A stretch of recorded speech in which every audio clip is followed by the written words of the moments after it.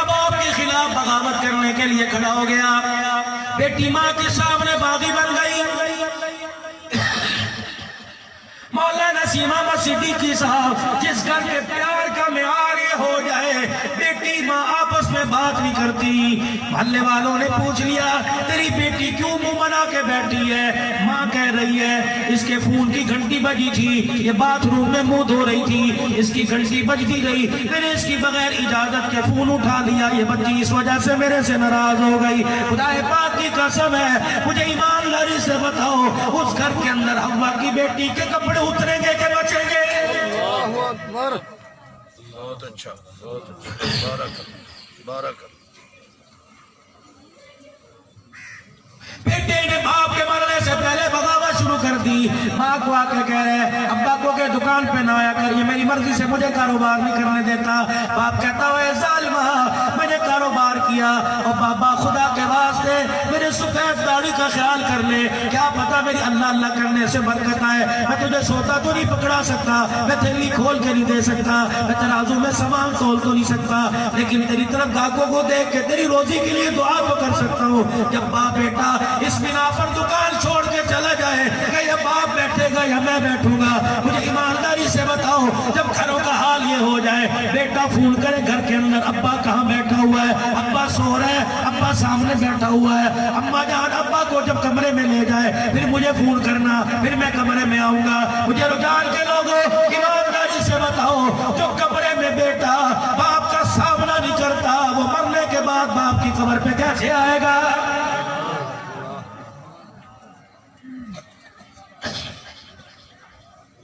آؤ میرے عزیزو خدا کا قرآن سن لو، یا ایھا الذین آمنوا ادخلوا فی السلم کافہ، او لوگو جو ایمان لائے ہو، ہندوؤں کو تو خطاب ہی کوئی نہیں، یہودیوں کو تو خطاب ہی کوئی نہیں، نصارہ کو تو خطاب ہی کوئی نہیں، قرآن کا انکار کرنے والوں کو، ختم نبوت کا انکار کرنے والوں کو، ان کو تو خطاب ہی کوئی نہیں۔ آپ کو مجھے پگڑی ٹوپی والے کو، چلے چار ہلنے والے کو، جہاد کرنے والے کو، اللہ کے دین کے لیے خرچ کرنے والے کو، ان کو خطاب ہو رہا ہے یا ایھا الذین آمنوا ادخلوا فی السلم کافہ، او لوگو پورے جو ایمان لائے ہو پورے دین میں داخل ہو جاؤ۔ میرے عزیزوں کیا دین کے اندر داخل ہو جاؤ؟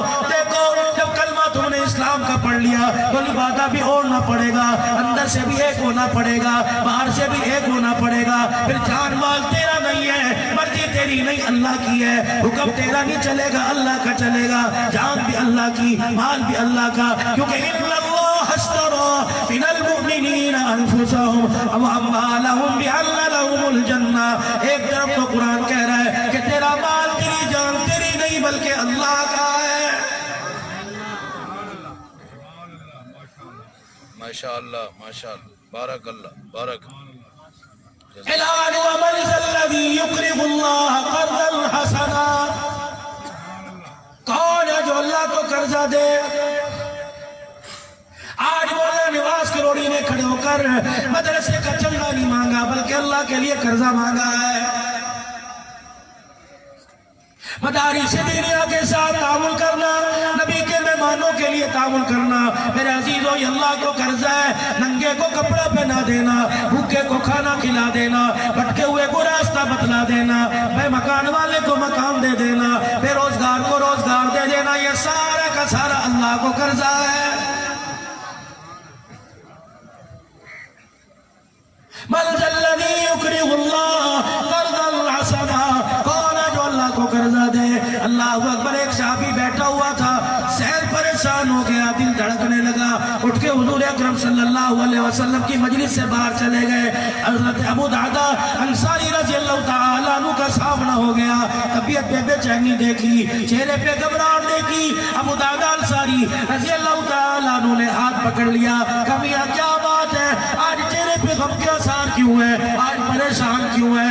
رو کے کہنے لگا اے ابو درداء، قرآن بھی حق ہے، رحمان بھی حق ہے، کملی والا بھی حق ہے، مکہ بھی حق ہے، مدینہ بھی حق ہے، دین اسلام بھی حق ہے۔ کبھی قرآن آتا ہے لَهُ مَقَالِيدُ السَّمَاوَاتِ وَالْأَرْضِ، کبھی قرآن میں آتا ہے لِلَّهِ مَا فِي السَّمَاوَاتِ وَمَا فِي الْأَرْضِ، کبھی قرآن میں آتا ہے لِلَّهِ مُلْكُ السَّمَاوَاتِ وَالْأَرْضِ، زمین اللہ کی، آسمان اللہ کا۔ سورہ ہے، نظام کائنات اللہ کا، دھرتی پر نظام چل رہا اللہ کا، آسمان کی مخلوق اللہ کی، سمندروں کی مخلوق اللہ کی، زمین کی مخلوق اللہ کی. کبھی ایسی آیتیں کہ سارے آسمان زمینوں کی کچھ خزانوں کی کنجیاں اللہ کے. آج وہی اللہ اپنے نبی کی زبان سے کہلوا رہا ہے من ذا الذی یقرض اللہ قرضا حسنا. کون ہے جو اللہ کو قرضہ دے؟ ابو دادا بتائیے، کوئی سمجھ میں آنے والی بات ہے؟ زمین آسمان کا نظام چلانے والا اللہ آج تیرے میرے سے درم و دینار مانگ رہا ہے، آج تیرے میرے سے سیمنٹ کی بوری مانگ رہا ہے، آج 10 روپے کا چندہ مانگ رہا ہے، آج 500 روپیہ مانگ رہا ہے. ابو دادا میری سمجھ کے اندر یہ بات نہیں آئی. سیدنا ابو دہدہ رضی اللہ تعالیٰ عنہ نے صحابی کا ہاتھ پکڑا، مسجد میں لے گئے. مسجد نبی کے دروازے پہ کھڑے ہو کر رحمت والے نبی کے چہرے کی طرف دیکھ کے کہنے لگے یا رسول اللہ میں نہیں کہہ رہا، یہ کہہ رہا ہے، اس کو ذرا سمجھا دیجئے تاکہ تسلی ہو جائے، دل کو تشفی ہو جائے، اطمینان قلب ہو جائے، اس کو سکون مل جائے. آپ نے فرمایا کیا بات ہے؟ کہ کہہ رہا من ذا الذی یقرض اللہ قرضا حسنا. کون ہے جو اللہ کو قرضہ دے؟ کہ آپ نے فرمایا، نبی کے چہرے پہ مسکراہٹ آ گئی. آپ نے فرمایا ہاں. اس نے یوں بھی تو کہہ دیا انما یوفی الصابرون اجرہم بغیر حساب. تو ایک دے گا 10 دنیا میں دوں گا، بدلے میں 70 آخرت میں عطا کروں گا. ابو دہدہ رضی اللہ عنہ نے سنا، اس کو تو پیچھے کر دیا. جس کے لیے پوچھنے آئے تھے خود حضور کے پاس بیٹھ گئے کہ یا رسول اللہ صلی اللہ علیہ وسلم یہ حکم اس کے لیے کہ سب کے لیے؟ آپ نے فرمایا کوئی بھی اللہ کو قرضہ دے دے جس کے پاس طاقت ہے. انہوں نے کہا جی اگر یہ قرضہ اللہ کو میں دے دوں؟ آپ نے فرمایا تو دے دے، بس اتنا کہنا تھا. یوں نہیں کہا جی گھر سے مشورہ کر کے، یوں کر کے چھپ کے رومال جیب کے اوپر ڈال کے پیسے نکلنا شروع کر دیے. جب سے پرانا نوٹ ہوگا، نمبر پھٹے ہوئے ہوں گے، اس کو بازار میں کوئی نہ لیتا ہوگا، میں نے جمعے کے دن کے لیے بچا کے رکھا ہوگا، مٹھی بھر کے ڈال دوں گا. لوگ سمجھیں کہ بڑی سخاوت کر رہا ہے. بالکل سعودیہ کا ریال ڈال رہا ہے، اسے کیا پتا پھٹا ہوا نوٹ ڈال رہا ہے. چل صحیح کہنا. وسیدہ اللہ کا، کرارے کرارے بچوں کے، سارا نظام دیکھ رہا ہے. ہنستا ہے ہمارے کرتوتوں پر، ہمارے دینے پر بھی ہنستا ہے. کپڑے میں جب تک لیڑے نہ لگ جائیں، میرے قرآن والوں کو نہیں دیتے، میں دیکھ رہا ہوں. جوتے کی جب تک تسمے نہ ٹوٹ جائیں، تنیاں نہ ٹوٹ جائیں، میرے قرآن والوں کو نہیں دیتے. تیرے گھر سے 1.5 پاؤ گوشت نہیں نکلتا جب تک 7 چکر لگا کے مریض کے بستر کے ارد گرد لگا کے 10 منٹ کہتے ہیں سرانے رکھ دو، ساری بیماری گوشت میں آ جائے. اتنا ظلم قرآن کے ساتھ. اللہ اکبر. کہنے لگے اللہ کے نبی یہ شہادت میں بھی لے سکتا ہوں، قرضہ میں بھی اللہ کو دے دوں؟ کہا تو بھی دے سکتا ہے. عرض کرنے لگے رحمت والے نبی ذرا ہاتھ بڑھا دیجئے. سرور دو عالم صلی اللہ علیہ وسلم نے ہاتھ بڑھا دیا. ابو دہدہ انصاری رضی اللہ تعالیٰ عنہ نے حضور کے ہاتھ پہ ہاتھ رکھ کے کہہ دیا کملی والے اگر یہ سعادت مجھے مل جائے، جنت کی ضمانت مجھے مل جائے تو آپ گواہ ہو جاؤ، میں اللہ کو حاضر ناظر جان کر آپ کے ہاتھ پر اپنے کھجوروں کے دونوں باغ اللہ کو قرضہ دے رہا ہوں.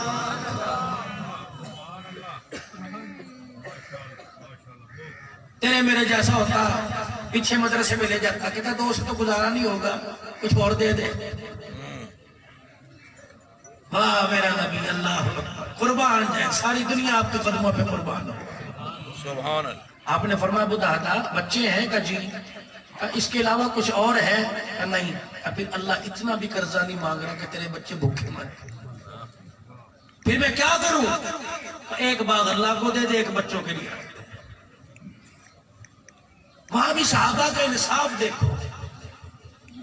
عرض کرنے لگے کملی والے صلی اللہ علیہ وسلم جس باغ میں 600 درخت کھجور کے ہیں وہ باغ اللہ کا، جس میں کم ہے وہ باغ میرا.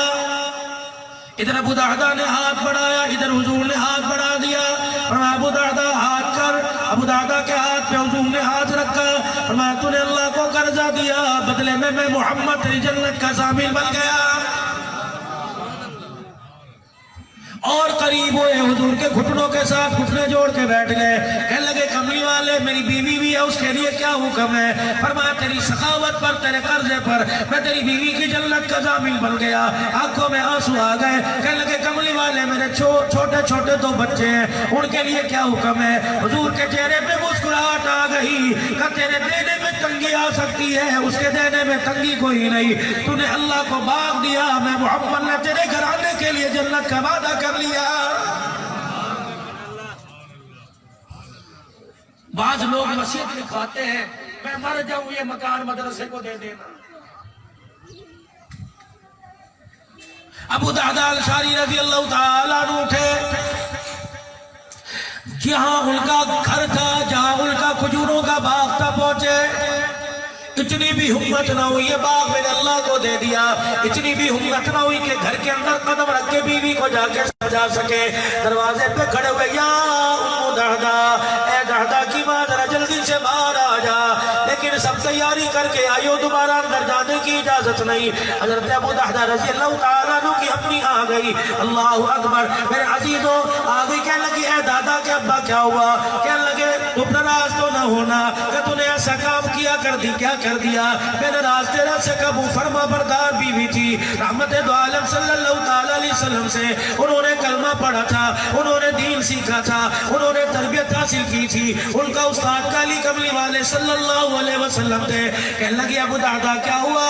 کہ جس باغ میں ہمارا گھر ہے، اللہ کو یہ باغ ابھی حضور کے ہاتھ پر ضامن بنا کر میں قرضہ دے کے آ گیا، اور بدلے میں آپ نے ہماری جنت کا وعدہ کر لیا۔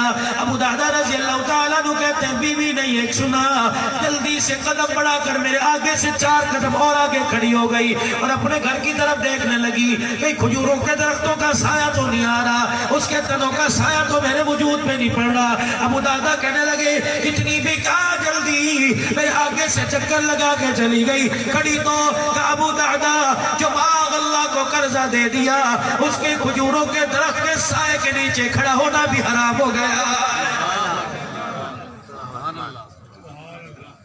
آج بھی میرے عزیزو اسلام تمہاری طرف تک رہا ہے، خدا کا قرآن یہ نگاہیں بھر بھر کے تمہاری طرف دیکھ رہا ہے، اور میرے ساتھ کتنا ظلم کرو گے؟ دیا گیا تمہارے ماتھے پہ پسینہ نہ آیا، میری بھی حرمتی کی گئی۔ صبح سندھ کے میرپور خاص کے علاقے کے اندر میری آنکھوں دیکھا واقعہ تھا، جس وقت میں وہاں موجود تھا، ایک ظالم آیا مسجد کے اندر محراب کے اندر چاہے نماز کے اوپر بیٹھ کے پخانہ کیا، استنجے کے لیے پانی استعمال نہ کیا، استنجے کے لیے روڑا استعمال نہ کیا، بلکہ 30 پاروں کی کتاب قرآن پاک ہاتھ میں لیا، ایک ایک وقت کا پھاڑتا جاتا، اپنے پخانے کا استنجا کرتا رہتا۔ میرے عزیزوں پھر اس دھرتی پہ ڈنگی وارث نہ ہے تو اور کیا؟